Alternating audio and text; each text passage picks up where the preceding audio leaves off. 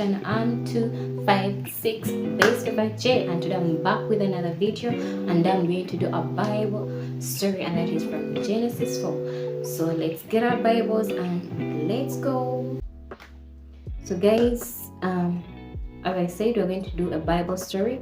I'm not going to first read from the Bible. I'm just going to first tell you the story, the way it went down, and then we shall go into the Bible verse per verse in depth with it, and then we see what we can get from there and what we can learn, the lessons that we can get there. So it's just a simple insight of Genesis 4 from 1 to 17. So this is a story about Cain and Abel, and those are the sons of Adam and Eve.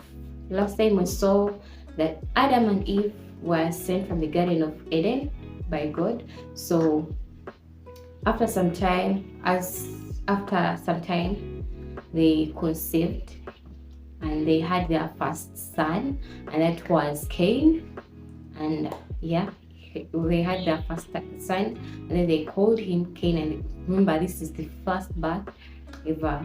Like, it was the first birth. We have not seen anything like a birth before in the Bible. So this is the first birth of the human, by the way. So Cain is the first human to be birthed to. So still later on, they give birth to Abel. So Cain was their first son, and then Abel was their second son. So Cain was a farmer, and then Abel was a shepherd. He had cows, goats, and all that. So he was a shepherd, and then Cain was a farmer. So one day they went to offer to the Lord. I don't know how, but they went to offer to the Lord. Then everybody brought, I think, their best, but the Bible tells us that Abel brought the best parts of the lamb that she had slaughtered for God. So they offered to God, and then God accepted Abel's offering, and then he rejected Cain's offering. So when that happened, just know Cain was furious.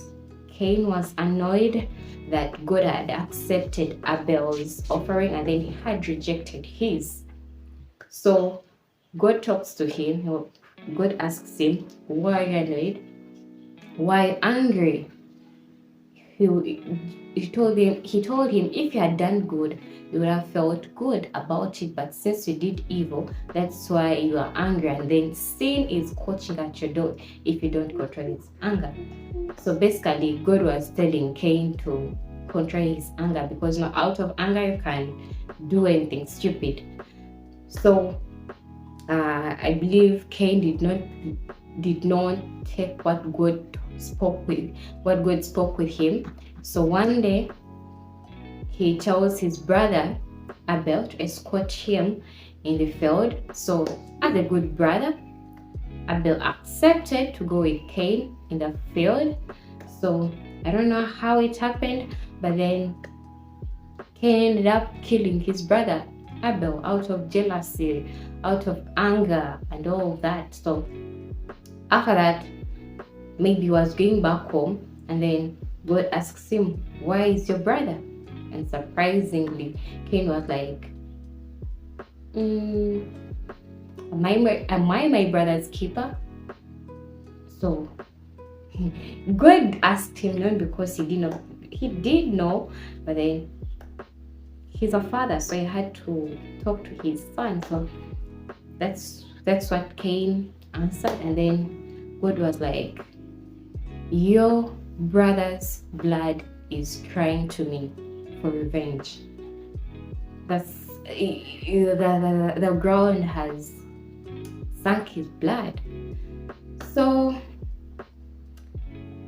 after that, we see God bringing up this punishment to Cain because he had done wrong, he had done evil, and then also this is the first murder that we are seeing in the Bible. So Cain committed the first murder that we know of, because that's what the Bible tells us. So after that, God brings this punishment to him. He was like, the soil will never ever bear anything for you. However much you try, it will never bear anything. And then he chased him out of the garden. Sorry, he chased him out of his presence, and then he told him, "You'll be a wanderer."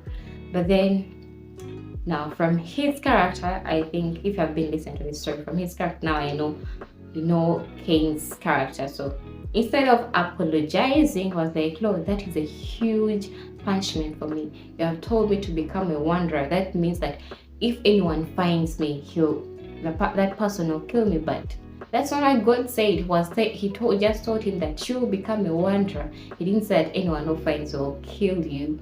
So those were in God's words. But that's what Cain interpreted from the punishment. He's just worried about the punishment. He's not, in fact, worrying about God's forgiveness. You get? So God told him, no one will kill you. So God placed a mark on him so that nobody kills him. And the person who would kill Cain, he would also be punished by God. So after that, Cain left God's presence, and then he became a wanderer just like that. And then he started living at the east of Eden in the land of Nod. So yeah, that's the story basically. So let's go into the Bible, read the Bible verse per verse, and then we go in depth with it and see what lessons can we draw from there. And I'm not going to share my lessons. I'm just going to be sharing with you what I get and how we can relate this story with Genesis 3:15. So let's see how we can relate it to Genesis 4.